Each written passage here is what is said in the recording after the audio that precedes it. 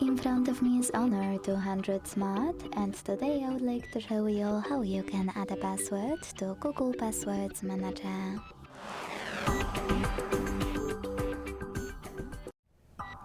Begin by opening Settings and scrolling down to click on Google. Now select All Services.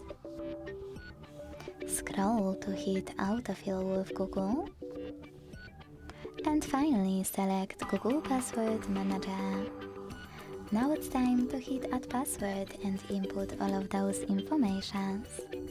At the top, type in any website or click on Select App and tap on a chosen one. Then enter your username, email or phone number, password, and even take some helpful notes. When you're ready, hit Save at the top right corner.